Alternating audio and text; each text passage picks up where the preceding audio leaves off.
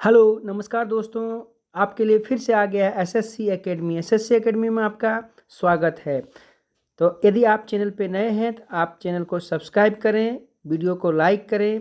आज फिर से आपके लिए साइंस के महत्वपूर्ण क्वेश्चन आ गए हैं, ठीक है, जो आपकी आगे वाली परीक्षा के लिए महत्वपूर्ण होगा, ठीक है।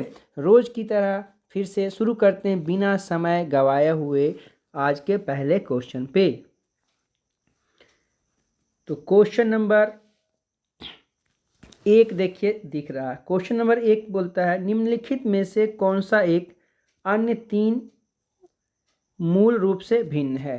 ठीक है, ऑप्शन ए है एक्सरे, ऑप्शन बी है प्रकाश, ऑप्शन सी है पराश्रव तरंगे और ऑप्शन डी है उष्मा विकिरण। तो आपका क्या देखिए, एक्सरे है, प्रकाश है और पराश्रव तरंग है और उष्मा विकिरण है। इसमें से पराश्रव तरंग क्या है, अन्य से भिन्न है।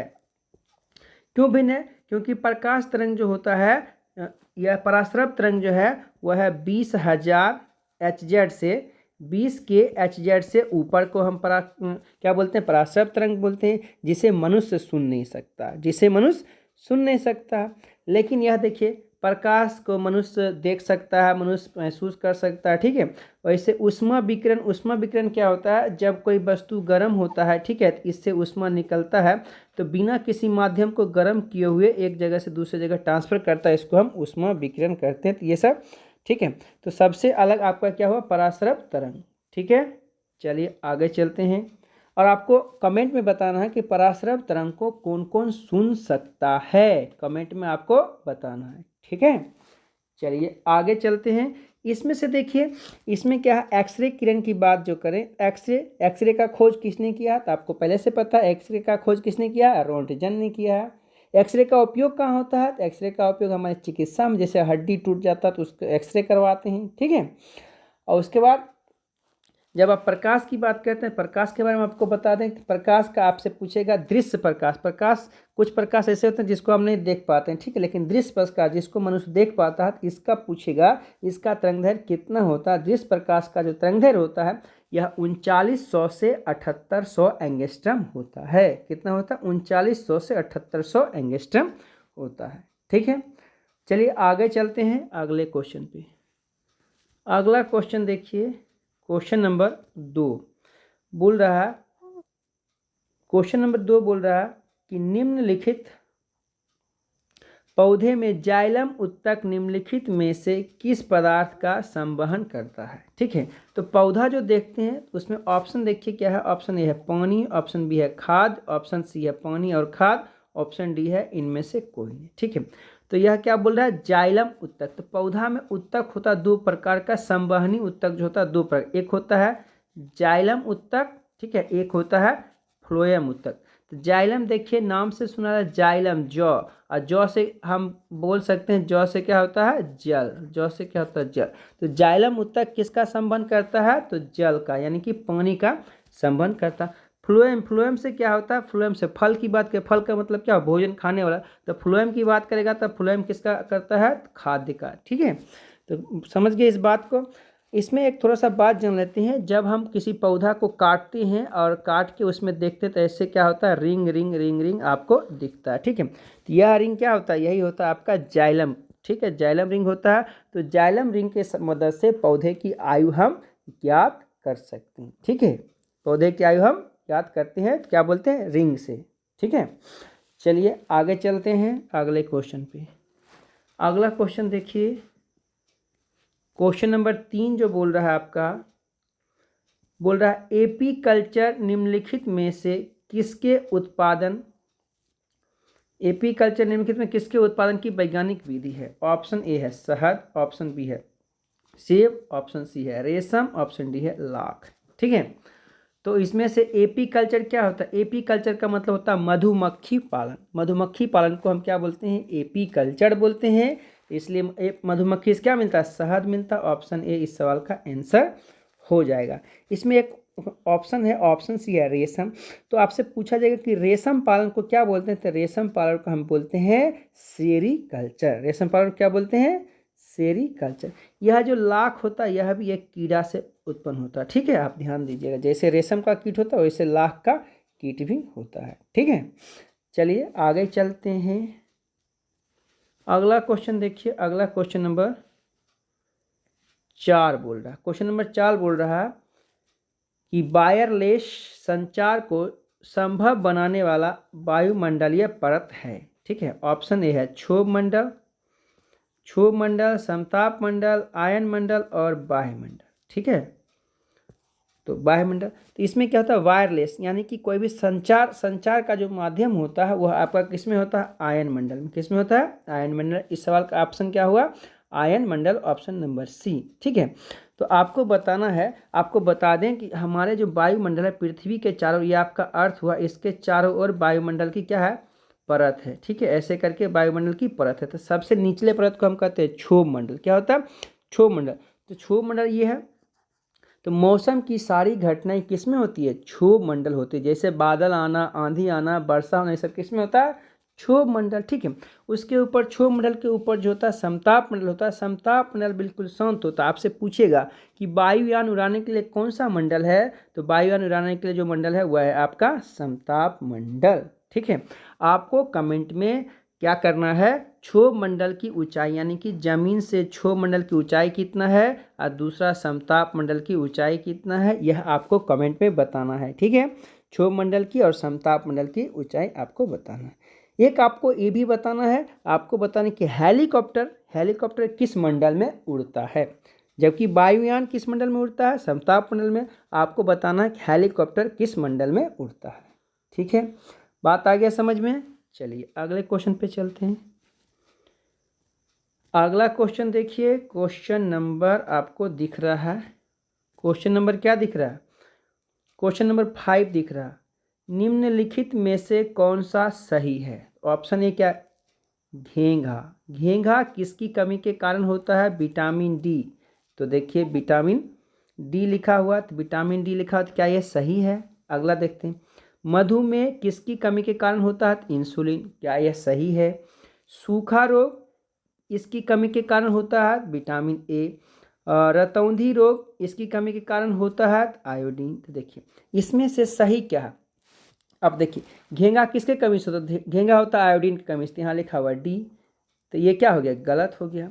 मधुमेह किसकी कमी से होता है, इंसुलिन, यह हो गया सही, ऑप्शन नंबर बी आपका सही है। सूखा रोग होता है विटामिन डी की कमी से, यहाँ लिखा हुआ ए, तो यह हो गया गलत। ठीक है, रतौंधी होता है विटामिन ए की कमी से, यहाँ लिखा हुआ आयोडीन, तो ये सभी गलत है। ऑप्शन नंबर बी आपके सही है, ऑप्शन नंबर क्या है आपके, बी सही है। समझ गए, बाकी सभी गलत है। घेंघा की बात करेगा तो आप क्या देंगे इसका आंसर, आयोडीन। अब यहाँ पे आयोडीन होगा। ठीक है, रतौंधी की बात करेगा तो विटामिन ए होगा, सूखा रोग की बात करेगा तो विटामिन डी होगा। ठीक है, बात समझ में आ गया। कहीं कोई दिक्कत परेशानी हो तो आप कमेंट कर सकते हैं। दोस्तों यदि आप चैनल पर नए हैं तो कृपया आप चैनल को सब्सक्राइब जरूर से जरूर करें, अपने दोस्तों में शेयर कीजिए। हम क्या करते हैं, इस पर 100 लाइक का टारगेट रखते हैं। आप 100 लाइक पूरा दीजिए, हम बहुत अच्छा से आपके लिए काम करेंगे। ठीक है, हमें बहुत खुशी मिलेगी। चलिए आगे चलते हैं अगले क्वेश्चन पे। अगला क्वेश्चन देखिए, क्वेश्चन नंबर 6 बोल रहा है प्रकाश संश्लेषण में प्रकाश, यानी प्रकाश संश्लेषण में प्रकाश क्या होता है। ऑप्शन ए है गतिज ऊर्जा में परिवर्तित होता है, ऑप्शन बी है रासायनिक ऊर्जा में परिवर्तित होता है, ऑप्शन सी है CO2 और जल पर सीधे क्रियाशील नहीं होता है, ऑप्शन डी आपका उत्प्रेरक के रूप में काम करता है। ठीक है, तो प्रकाश संश्लेषण में क्या होता है, प्रकाश जो है यह बदल जाता है, रासायनिक ऊर्जा में परिवर्तित हो जाता है, ऑप्शन बी इसका आंसर। तो आपसे पूछेंगे प्रकाश संश्लेषण में क्या क्या आवश्यकता होती है। ठीक है, तो प्रकाश संश्लेषण कैसी अभिक्रिया, यह एक रासायनिक अभिक्रिया है। ठीक है, यह क्या है, प्रकाश को रासायनिक में परिवर्तित करता है। प्रकाश संश्लेषण के लिए क्या क्या चाहिए होता है, तो वाटर चाहिए होता है, प्रकाश चाहिए होता है, क्लोरोफिल चाहिए होता है, कार्बन डाइऑक्साइड चाहिए होता है। तो ये सब चीज़ चाहिए होता है, तब क्या होता है, प्रकाश संश्लेषण बनता है। ठीक है, तो प्रकाश संश्लेषण बनता है, तो प्रकाश संश्लेषण में क्या बनता है, तो ग्लूकोज बनता है, जल बनता है और ऑक्सीजन बनता है। ठीक है, ये सभी बनते हैं। चलिए समझ गए। आपको कमेंट में लिखना है प्रकाश संश्लेषण की जो क्या होते हैं रासायनिक अभिक्रिया का जो होता है वो आपको लिख के दिखाना है। ठीक है, चलिए आगे चलते हैं। अगला question, question number 7 question number 7 जो बोल रहा है वह बोल रहा है उस लवण का नाम बताइए जो मानव शरीर में हड्डी एवं दांतों की संरचना के लिए आवश्यक होता है। ठीक है, तो हड्डी एवं दांत के लिए ऑप्शन ए बोल रहा है कैल्शियम और फास्फोरस, ऑप्शन बी बोल रहा है मैग्नीशियम और पोटासियम, ऑप्शन सी बोल रहा है सोडियम और आयरन, ऑप्शन डी बोल रहा है आयोडीन और सल्फर। ठीक है, तो दांतों और हड्डियों की संरचना के लिए आपको क्या चाहिए, कैल्शियम और फास्फोरस चाहिए होता है। ठीक है, कैल्शियम और फास्फोरस किस में होता है, उसकी संरचना के लिए, हड्डी के लिए। ठीक है, तो बात समझ गए। चलिए आगे चलते हैं अगले क्वेश्चन पे। अगला क्वेश्चन देखिए, अगला क्वेश्चन क्या बोल रहा कि विषाणुओं द्वारा मनुष्य में निम्नलिखित में से बीमारी पैदा होती है। यानी कि ऑप्शन ए है इन्फ्लुएंजा, ऑप्शन बी है मलेरिया, ऑप्शन सी है कोलेरा, ऑप्शन डी है दस्त। ठीक है, इन्फ्लुएंजा जो बीमारी होता है वह विषाणु से होता है, बाकी मलेरिया किससे होता है, प्रोटोजोआ से होता है, कोलेरा किससे होता है, कोलेरा क्या होता है, मतलब जीवाणु से द्वारा होता है, इस प्रकार से होता है। ठीक है, तो वायरस से कौन सा बीमारी हुआ, इन्फ्लुएंजा वायरस से बीमारी हुआ।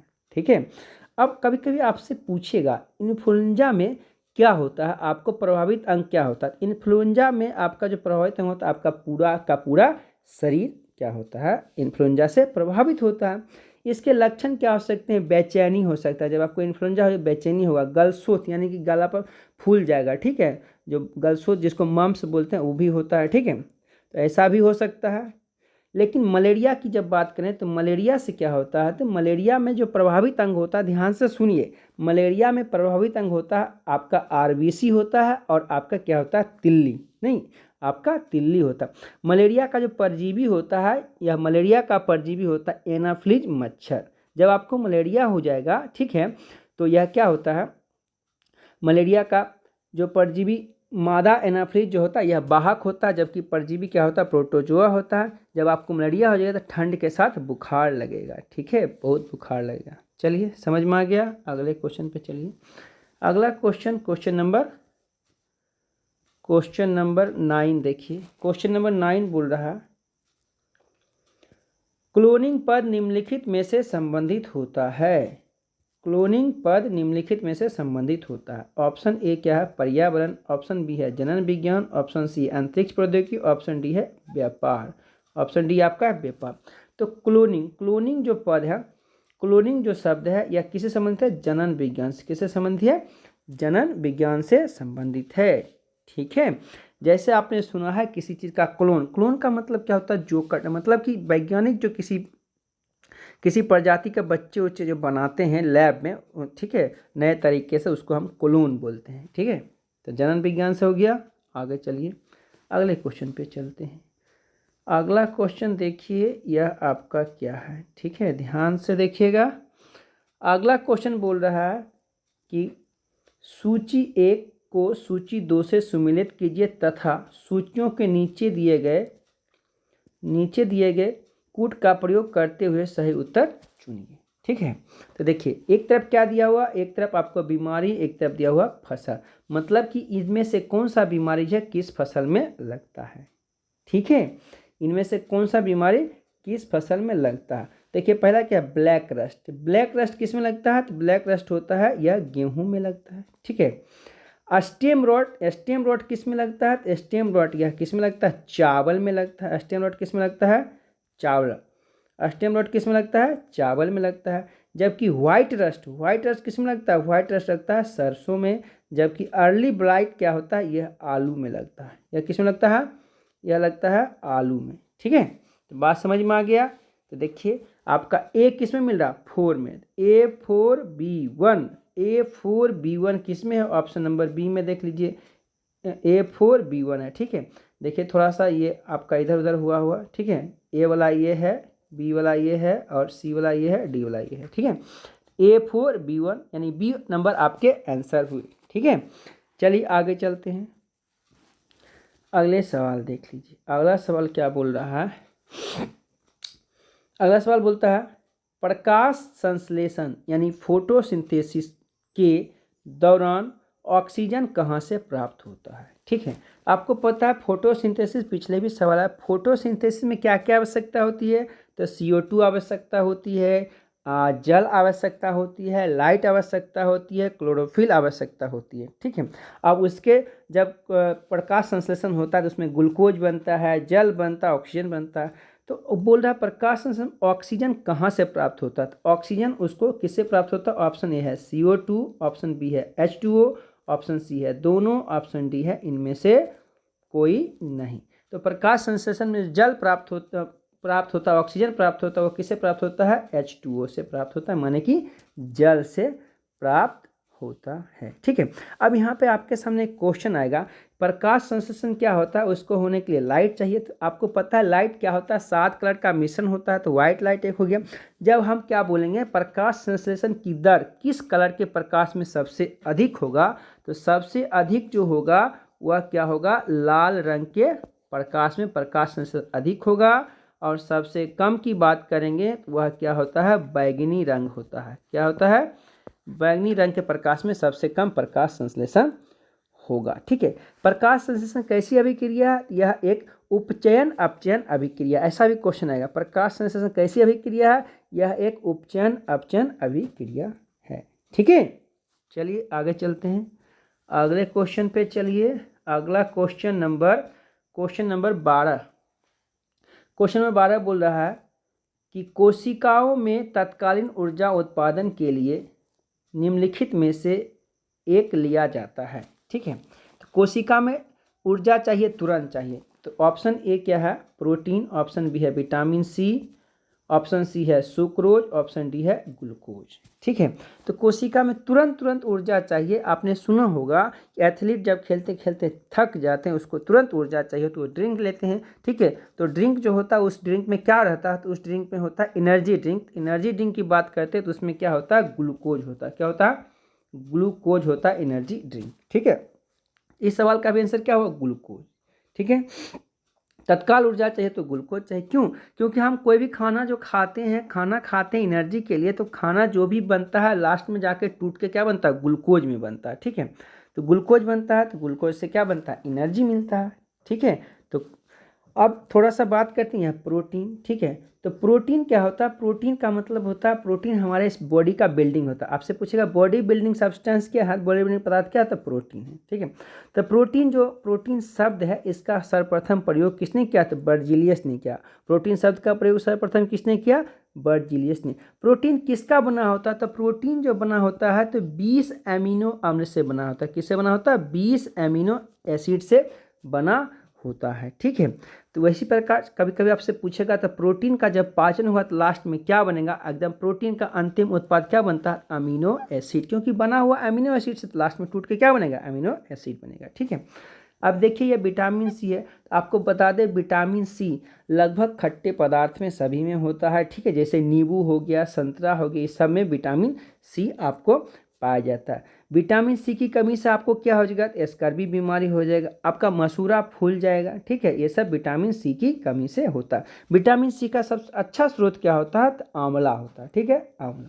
ठीक है, अब देखिए ये सुक्रोज देख रहे हैं, तो सुक्रोज भी क्या है, सुक्रोज एक प्रकार का कार्बोहाइड्रेट है। जैसे आप क्या बोलते हैं, चीनी बोलते हैं। जैसे आप गन्ना खाते हैं, गन्ना में क्या होता है, सुक्रोज होता है। गन्ना में क्या होता है, सुक्रोज होता है। सुक्रोज क्या होता है, गन्ना में होता है। वैसे ही आपको सुक्रोज बोलेगा किसका मिल के बना हो, तो सुक्रोज, ग्लूकोज और फ्रुक्टोज जब मिल जाता है तो उसको क्या बोलते हैं, सुक्रोज बोलते हैं। ग्लूकोज और फ्रुक्टोज मिल के क्या बना होता है, सुक्रोज बना होता है। बात समझ में आ गया, चलिए आगे चलते हैं अगले क्वेश्चन पे। Question number 13। क्वेश्चन नंबर 13 क्या बोल रहा है, निम्नलिखित किसने कहा एक पिंड विराम अवस्था में तब तक रहेगा जब तक कि बाहरी बल पिंड पर कार्य नहीं करता। तो बोलता है कि एक पिंड विराम अवस्था में तब तक रहेगा जब तक इस पर बाहरी बल कार्य नहीं करे। यह बात किसने बोला, यह कथन किसने बोला, ऑप्शन ए है आइंस्टीन, ऑप्शन बी है आर्किमिडीज, ऑप्शन सी है गैलीलियो, ऑप्शन डी है न्यूटन। तो आपको कुछ याद आ रहा होगा, न्यूटन के प्रथम गति नियम, न्यूटन के द्वितीय गति नियम, न्यूटन के तृतीय गति नियम, ऐसा बात आपने पढ़ा। तो यह जो स्टेटमेंट है न्यूटन के प्रथम गति नियम का है, तो इसका मतलब यह स्टेटमेंट कौन दिए होंगे? ये स्टेटमेंट न्यूटन ने दिए हैं। ठीक है, यह स्टेटमेंट न्यूटन ने दिए। आपको कमेंट में बताना है कि न्यूटन के दूसरा गति नियम क्या होता है, न्यूटन के तृतीय गति नियम क्या होता है। न्यूटन के प्रथम गति नियम को और किस नाम से जाना जाता है? ठीक है, बात आ गया समझ में? कहीं कोई दिक्कत परेशानी नहीं है। अब देखिए, एक ऑप्शन ए में आइंस्टीन है, तो आइंस्टीन के बारे में बता दे। आइंस्टीन ने एक दिया था द्रव्यमान ऊर्जा संरक्षण वाला दिया था, तो वह क्या है? E बराबर mc² उन्होंने दिया था। ठीक है, E का मतलब होता है एनर्जी, M का मतलब होता है मास, C का मतलब होता है वेलोसिटी ऑफ लाइट। ठीक है, और आइंस्टीन ने एक और भी दिया, प्रकाश विद्युत प्रभाव। प्रकाश विद्युत प्रभाव के लिए इनको नोबेल पुरस्कार मिला था। ठीक है, आर्किमिडीज ने क्या दिया था? आर्किमिडीज ने दिया उत्प्लावन का सिद्धांत दिया था। ठीक है, उत्प्लावन का। गैलीलियो ने क्या किया? दूरबीन का खोज किया था। गैलीलियो ने दूरबीन का खोज किया था। ठीक है, चलिए आगे चलिए। अगले क्वेश्चन देखिए, क्वेश्चन नंबर 14। क्वेश्चन नंबर 14 क्या बोल रहा कि जिस पौधे की वृद्धि में सबसे कम जल की आवश्यकता होती है वह है, यानी ऑप्शन में है बबूल, ऑप्शन बी है यूकेलिप्टस, ऑप्शन सी है आपका आम, ऑप्शन डी है अमरूद। तो आप देखिए, ये सब पौधा जब कहीं आप देखे होंगे तो इसमें देखिए सबसे कम पानी किसको चाहिए? सबसे कम पानी बबूल को चाहिए। क्यों? क्योंकि बबूल कांटेदार होता है। कांटेदार कहाँ होता है? ज़्यादा से ज़्यादा कहाँ होता है? मरुस्थल में होता है। इसका मतलब उसको पानी कम चाहिए, इसीलिए मरुस्थल में होता है। ठीक है, अब आपके सामने एक क्वेश्चन आया हुआ आम। ठीक है, क्वेश्चन आया हुआ आम। दूसरा है अमरूद। कभी कभी आपको पूछे गरीबों का सेब किसे कहते हैं? गरीबों का सेब अमरूद को कहा जाता है। याद रखिएगा, गरीबों का सेब किसे कहा जाता है? अमरूद को कहा जाता है।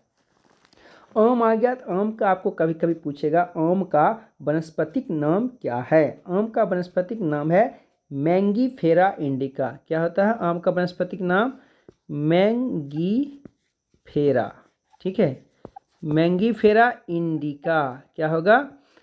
इंडिका। मैंगीफेरा इंडिका क्या है? वनस्पतिक नाम है किसका? आम का। ठीक है, अगर आपसे कभी कभी सवाल और भी ज़्यादा पूछ सकता है, पूछेगा आम किस कुल का पौधा है?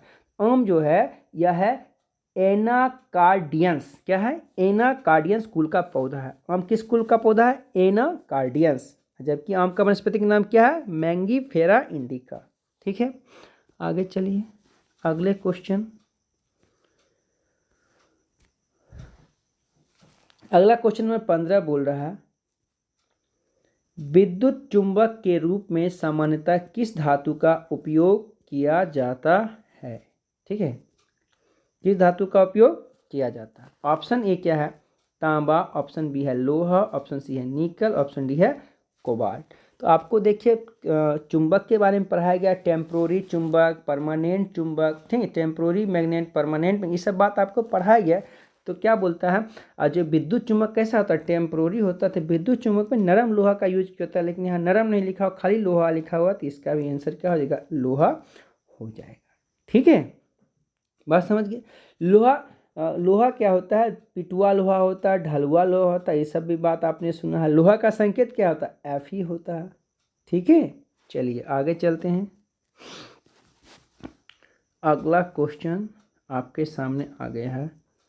अगला क्वेश्चन 16 नंबर बोलता है रेल की पटरी में फिश प्लेट का प्रयोग किया जाता है। तो रेल की पटरी में फिश प्लेट, ऑप्शन ए है तापक्रम में उतार चढ़ाव के कारण पटरी मुड़ने से बचाने के लिए, रेल की गति को नियंत्रण करने हेतु, दो पटरियों को जोड़ने के लिए, पटरियों को बराबर दूरी पर रखने के लिए। ठीक है, तो देखिए, तो तापक्रम में उतार चढ़ाव के लिए पटरियों को जब जोड़ते हैं तो दो पटरी जो होता है इसके बीच में क्या करते हैं? हम थोड़ा सा गैप रख देते हैं। ठीक है, तो ये तो जरूरत नहीं हुआ, यहाँ फिश प्लेट की जरूरत नहीं हुआ, यहाँ पर गैप रखते हैं। गति नियंत्रण करने के लिए ऐसा कुछ नहीं, गति नियंत्रण करने के लिए रेल में इंजन में ब्रेक लगा हो। दो पटरी को जोड़ने, आप जब पटरी को देखिएगा तो इसको जोड़ने के लिए यहाँ पे क्या करेगा? एक ऐसे करके पट्टी जोड़ेगा, यहाँ पर भी एक ऐसे करके पट्टी जोड़ेगा। ठीक है, तो यही इसी को क्या बोलते हैं? Fish plate. तो क्या करता है? रेल की पटरी को जोड़ने के लिए फिश प्लेट का उपयोग होता है। ऑप्शन नंबर सी आपका आंसर हो गया। ठीक है, ऑप्शन नंबर सी आपका आंसर हो गया। चलिए थोड़ा सा इसमें एक और बात आपको बता देते हैं, ठीक है। आपका आंसर पहले क्या हो गया, 2 पटरी को जोड़ने के लिए। अब आपको ध्यान दीजिए, ध्यान से सुनिए। जैसे कि आप जो रेल लाइन देखते हैं, ऐसे करके इसके बीच की ये दूरी हुआ। ऐसे ही जो बीच की दूरी के हिसाब से रेल लाइन हमारे इंडिया में 3 टाइप के हैं, ठीक है। जैसे आपने सुना होगा कि बड़ी लाइन, क्या सुना होगा, बड़ी लाइन, ठीक है। सुना होगा छोटी लाइन, ठीक है। इस प्रकार से आपने सुना होगा। ये 3 प्रकार के होते हैं, एक होता है बड़ी लाइन, एक होता है छोटी लाइन। तो बड़ी लाइन छोटी लाइन लैंग्वेज वाला बात है, ठीक है। बड़ी लाइन को बड़ी लाइन भी कहते हैं, लेकिन उसके बाद 2 गो जो बात होता है वह लैंग्वेज मतलब किताबी भाषा में नहीं चलता, हम लोग बोल चाल में बोलते हैं। तो किताबी भाषा में ये 3 प्रकार के होता है। एक आपका होता है ब्रॉड गेज। ब्रॉड गेज में सबसे ज़्यादा चौड़ाई होगा इसके बीच का। एक होता है मीटर गेज, तो इसके बीच में मीटर चौड़ाई होगा। एक होगा और भी कम, ये होगा नैरो। नैरो का मतलब होता है सकड़ा, ठीक है। यानी इस 3 टाइप का होता है। आपसे पूछेगा तो ब्रॉड गेज की चौड़ाई कितना है, तो 1 मीटर से ज़्यादा होता है। जबकि मीटर गेज, नाम से समझिए, मीटर गेज की चौड़ाई 1 मीटर होता है, जबकि नैरो गेज की चौड़ाई 1 मीटर से कम होता है। अब कितना होता है समझिए, यह मीटर गेज में तो 1 मीटर होगा आपका, ठीक है। जबकि ब्रॉड गेज जो 1 मीटर से ज़्यादा होता है वह आपका होता है 1 पॉइंट, ठीक है, 1.676 होता है, ठीक है। जबकि नैरो गेज में होता है यह 0 पॉइंट कितना होता है, 61610 होता है, ठीक है। समझ गया। मीटर गेज में एक, मीटर से ज़्यादा होगा तो 1.676, जबकि मीटर से कम होगा तो 0.610 मीटर होता है, ठीक है। ये आपसे कभी कभी पूछा जाता है। चलिए आगे चलते हैं अगले क्वेश्चन पे। देखिए क्वेश्चन नंबर 17 जो आपका बोल रहा है, ऑटोनॉमी विज्ञान की शाखा है जिसका संबंध है। ऑटोनॉमी का संबंध किससे है, तो ऑप्शन ए है प्राणी एवं पौधे की रचना से, ऑप्शन बी है शरीर के विभिन्न अंगों के कार्य से, ऑप्शन सी है प्राणियों के आचरण से, ऑप्शन डी है कोशिका एवं उत्तक से, ठीक है। तो ऑटोनॉमी जो है वह विज्ञान है, क्या है, प्राणी एवं पौधे की रचना से, ठीक है। यह क्या है, प्राणी एवं पौधे की रचना से संबंधित शाखा है, ठीक है। जबकि आपको फिजियोलॉजी की बात करेगा, जैसे शरीर के विभिन्न अंग के कार्य, इसको बोलते हैं फिजियोलॉजी। क्या बोलते हैं, इसको बोलते हैं फिजियोलॉजी। शरीर के विभिन्न अंगों के कार्य से संबंधित विज्ञान क्या बोलते हैं, फिजियोलॉजी, ठीक है। कभी कभी आपको पता चलेगा, आपके सामने क्वेश्चन आएगा, कोशिका के अध्ययन को क्या बोलते हैं, कोशिका का अध्ययन बोलते हैं साइटोलॉजी, ठीक है। और जब कोशिका एक साथ होता है, जैसे ये हुआ एक कोशिका, ये हुआ एक कोशिका, ऐसे करके जब कोशिका एक साथ होता है इसको बोलते हैं उत्तक। क्या बोलते हैं, उत्तक, अंग्रेजी में बोलते हैं टिश्यू। तो टिश्यू उत्तक के अध्ययन को हम बोलते हैं हिस्टोलॉजी। उत्तक के अध्ययन क्या बोलते हैं, हिस्टोलॉजी, ठीक है। चलिए आगे चलते हैं। दोस्तों आपसे रिक्वेस्ट है, आप चैनल को क्या करें, सब्सक्राइब कर लें, अपने दोस्तों में ज़रूर से ज़रूर शेयर कीजिए, ठीक है। और आप वीडियो को पूरा देखिए, स्किप नहीं कीजिए, ठीक है। आप सिर्फ आंसर नहीं देखिए, क्योंकि आंसर के बाद जो हम बोलते हैं वह बहुत काम की चीज़ होती है, जो आपको बहुत फ़ायदा करेगा। इसलिए पूरा के पूरा वीडियो अच्छा से देखिए और सुनिए, ठीक है। ऑप्शन देखिए, क्वेश्चन नंबर है 18, निम्नलिखित में से कौन सा सही सुमेलित है, ठीक है। तो कौन सा सही सुमेलित है, इसको मिलाना है, ठीक है। एक तरफ देखिए सूची 1, एक तरफ सूची 2 है, यानी कि सार्स है, मलेरिया है, टाइफाइड, एथलीट फूड है, ठीक है। तो सार्स जो बीमारी होता है वह किसके कारण होता है, तो सार्स बीमारी जो होता है वह आपका विषाणु से होता है, यानी कि वायरस के द्वारा होता है। पीछे पड़े मलेरिया किससे होता है, तो प्रोटोजोआ से होता है, ठीक है। मलेरिया किससे होता है, प्रोटोजोआ से होता है। जबकि टाइफाइड की बात करें तो टाइफाइड किससे होता है, यह बैक्टीरिया से होता है। एथलीट फूड किससे होता है, तो कवक से होता है, ठीक है, फंजाई, ठीक है, कवक से होता है। देखिए आपका किसमें मिला, 1A1 देखिए एक ही को ऑप्शन में, B3, ठीक है, और C2 और D4, A1 एक ही को में है, तो ऑप्शन नंबर ए इस सवाल के आंसर हो गए, ठीक है। आया बात समझ में। देखिए A1 ये वाला है, ये B वाला है, ये C वाला है और ये D वाला है, ठीक है। तो आपका ऑप्शन नंबर ए इस सवाल के आंसर हो गए। चलिए आगे चलते हैं, ठीक है। चलिए क्वेश्चन क्या आएगा, क्वेश्चन नंबर 19, कंप्यूटर शब्दकोश में CD अक्षरों का प्रयोग किसके लिए किया जाता है। ऑप्शन ए है कॉम्पैक्ट डिस्क, ऑप्शन बी है कंप्रेस्ड डिस्क, ऑप्शन सी है कंप्यूटराइज्ड डाटा, ऑप्शन डी है कंप्रेस्ड डाटा, ठीक है। तो CD यानी कहने का मतलब आपसे पूछा CD का फुल फॉर्म क्या होता है। CD का फुल फॉर्म होता है कॉम्पैक्ट डिस्क। CD का फुल फॉर्म क्या होता है, कॉम्पैक्ट डिस्क। ठीक है, बात खत्म, समझ में आ गया। आपको क्या बोल रहा है, कमेंट में लिखना है RAM। क्या लिखना है, RAM का फुल फॉर्म आपको कमेंट में बताना है, रैम का, और फिर दूसरा बताना है रोम का। किसका बताना है, रोम का। ठीक है, फुल फॉर्म बताना है। चलिए आगे चलते हैं, अगला क्वेश्चन देखिए। अगला क्वेश्चन, क्वेश्चन नंबर 20 क्या बोल रहा कि प्रकाश संश्लेषण में पौधे द्वारा निम्नलिखित में से कौन सी गैस उपयोग किया जाता है। ऑप्शन ए है क्लोरीन, ऑप्शन ए है क्लोरीन, ऑप्शन बी है अमोनिया, ऑप्शन सी आपका है कार्बन डाइऑक्साइड, ऑप्शन डी है आपका सल्फर डाइऑक्साइड। ठीक है, तो देखिए आप प्रकाश संश्लेषण पीछे भी पढ़े, प्रकाश संश्लेषण में क्या उपयोग होता है, CO2 होता है, जल होता है, प्रकाश होता है, और फिर क्या होता है, क्लोरोफिल होता है, तो ये सब होता है। तो CO2 जो होता है, CO2 मतलब कार्बन डाइऑक्साइड, तो CO2 की आवश्यकता होती है। ठीक है, इतना बात समझ गए हैं, कहीं कोई दिक्कत परेशानी नहीं। अब कभी कभी बात आ सकता है क्लोरीन का उपयोग कहाँ होता है, तो ब्लीचिंग पाउडर बनाने में क्लोरीन का उपयोग होता है। ठीक है, अमोनिया, अमोनिया का फॉर्मूला क्या होता है, अमोनिया का फॉर्मूला होता है NH3। इसका उपयोग कहाँ होता है, अमोनिया का जो उपयोग होता है आइस फैक्ट्री, मतलब बर्फ बनाने की फैक्ट्री में इसका अमोनिया का उपयोग होता है। ठीक है, बर्फ बनाने की फैक्ट्री में अमोनिया का उपयोग होता है।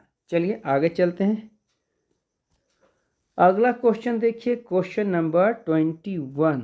ठीक है, क्वेश्चन नंबर 21 है कॉर्क निम्नलिखित में से किस पेड़ से प्राप्त होता है। ठीक है, तो आपको याद आ रहा है कि कॉर्क क्या है। पहला ऑप्शन देखिए, ऑप्शन है उलबर्जिया, ऑप्शन बी है सीडूस, ऑप्शन सी है क्वेकस, ऑप्शन सी आपका क्वेकस, ऑप्शन डी आपका है अर्जिमून। ठीक है, तो आपको पता है, आपको क्या बताया कोशिका के बारे में सबसे पहले किसने बताया, रॉबर्ट हुक ने बताया। तो रॉबर्ट हुक किसमें देखे थे कोशिका, तो यही कॉर्क में देखे थे। किसमें देखे थे, कॉर्क। कॉर्क एक पेड़ का छाल होता है, तो यहाँ पर पेड़ का नाम पूछा जा रहा है। ठीक है, तो उस पेड़ का क्या नाम है, क्वेकस। क्वेकस एक पेड़ होता है जिसका छाल होता है, उसको हम कॉर्क कहते हैं। आपको कमेंट में बताना है कि रॉबर्ट हुक ने कब कोशिका का खोज किया था, कॉर्क में। ठीक है, चलिए आगे चलते हैं अगले क्वेश्चन पे। क्वेश्चन नंबर 22 बोल रहा है पित्त कहाँ बनता है। ऑप्शन है छोटी आंत, ऑप्शन बी है यकृत, ऑप्शन सी है क्लोम, ऑप्शन डी है फेफड़ा। ठीक है, तो पित्त कहाँ बनता है, तो पित्त कहाँ बनता है, आपके यकृत में बनता है, लीवर में पित्त बनता है। ठीक है, जो पित्त होता है, पित्त कैसा होता है, पीले हरे रंग का। ध्यान दीजिए, जब किसी का तबीयत खराब होता है उसको उल्टी करता है, तो उल्टी से देखिएगा पीला पीला निकलेगा, उल्टी करेगा, और लोग आपके घर में क्या बोलेंगे कि उल्टी में क्या किया, खाली पित्त निकला। तो पित्त कैसा होता है, थोड़ा सा हल्का पीला होता है, हरा जैसा होता है, हरा पीला जैसा होता है। तो पीले हरे इसका क्या होता है, कलर रंग होता है। और ये क्या होता है, एसिड की बेस या होता है क्षारीय। कैसा होता है, क्षारीय। आपसे पूछा जाएगा यह जो पित्त होता है इसका पीएच मान कितना होता है, पीएच मान होता है 7.7, हल्का क्षारीय होता है। ठीक है, अब पित्त का कार्य क्या है, पित्त का कार्य है आपके भोजन में कुछ जो आ गया है हानिकारक जीवाणु वगैरह, पित्त इसको क्या करता है, नष्ट कर देता है। ठीक है, और यकृत क्या है, आपके बॉडी की सबसे बड़ी ग्रंथि है, यकृत होता है। ठीक है, चलिए आगे चलते हैं अगले क्वेश्चन में। क्वेश्चन नंबर क्या है, 23। गैल्वेनाइज लोहा बनाने के लिए लोहे पर किसका लेप चढ़ाया किया जाता है। ठीक है, ऑप्शन ए है जिंक, ऑप्शन बी है निकल, ऑप्शन सी है क्रोमियम, ऑप्शन डी है सल्फर। ठीक है, तो लोहा को जो गैल्वेनाइज किया जाता है उसके ऊपर जिंक का परत चढ़ाया जाता है। किसका परत चढ़ाया जाता है, जिंक का परत चढ़ाया जाता है। ठीक है, आपको बता दे इस सल्फर का उपयोग कहाँ किया जाता है, तो रबर को वल्केनाइजेशन के लिए। ठीक है, रबर को वल्केनाइजेशन के किसका उपयोग किया जाता है, सल्फर का। बारूद बनाने में भी सल्फर का उपयोग किया जाता है। ठीक है, चलिए आगे चलते हैं, अगला क्वेश्चन देखिए, क्वेश्चन नंबर 24। क्वेश्चन नंबर 24 क्या बोल रहा, बोल रहा है कंप्यूटर का मुख्य पटल मेन बोर्ड कहलाता है। तो मेन बोर्ड क्या कहलाता है? ऑप्शन ए है मदर बोर्ड, ऑप्शन बी है फादर बोर्ड, ऑप्शन डी है सी है कीबोर्ड, ऑप्शन डी है इनमें से कोई नहीं। तो कंप्यूटर का जो मुख्य पटल है मेन बोर्ड है, इसको हम बोलते हैं मदर बोर्ड। क्या बोला जाता है? मदर बोर्ड बोला जाता है। ठीक है, कीबोर्ड आपको पता है टाइपिंग जैसा होता है। ठीक है, टाइपिंग करने वाला कीबोर्ड जो होता है टाइपराइटर की तरह होता है। ठीक है, चलिए आगे चलते हैं अगले क्वेश्चन पे। Question number 25। क्वेश्चन नंबर 25 क्या बोलता है कि निम्नलिखित में से कौन सा विद्युत चुंबकीय तरंग है? तो ध्यान दीजिए, ऑप्शन ए आपका क्या है? एक्स किरण, ऑप्शन बी है यहाँ अल्फा था। ठीक है, यहाँ क्या है? अल्फा किरण, यहाँ पर क्या है? बीटा किरण, ऑप्शन डी है क्या है आपका? पराश्रव किरण, ऑप्शन डी क्या है आपका? पराश्रव किरण। ठीक है, तो आपको पता है विद्युत चुंबकीय तरंग, आपको मैंने क्या दिया था? एक ट्रिक दिया था। क्या था? रेडियो मिर्ची आई लव यू। ठीक है, क्या बोला था? रेडियो मिर्ची आई लव यू। तो रेडियो से रेडियो मिर्ची, तो एम आइस क्या होता है? माइक्रो होता है। ठीक है, क्या होता है? रेडियो मिर्ची माइक्रो होता है। ठीक है, आई से क्या होता है? इंफ्रारेड होता है। एल से क्या होता है? रेडियो मिर्ची आई लव। ठीक है, भी से विजिबल होता है। ठीक है, उसके बाद एक्सरे, एक्सरे से एक्सरे होता है। गन से गन मतलब गामा होता है। तो ये सब क्या होता है? आपका चुंबकीय तरंग होता है। तो इसमें क्या आया? इसमें से क्या नाम आया? एक्सरे आया। आपका ऑप्शन क्या है? एक्सरे। एक्सरे का खोज किसने किया? एक्सरे का खोज रोंटगन ने किया। अब देखिए बी है, आपसे पूछा जाएगा बीटा, अल्फा और बीटा, अल्फा बीटा दोनों का खोज किसने किया? रदरफोर्ड ने किया। अल्फा बीटा का खोज किसने किया? रदरफोर्ड। जबकि गामा का खोज कहेंगे तो गामा के लिए आपको क्या करना है? आपको कमेंट में गामा किरण का खोज किसने किया था वह आपको कमेंट में बताना है। ठीक है, चलिए तो दोस्तों ये आपका 25 क्वेश्चन कंप्लीट हुए हैं। Thank you, bye bye, have a nice day, स्वस्थ रहें, धन्यवाद, बाय बाय।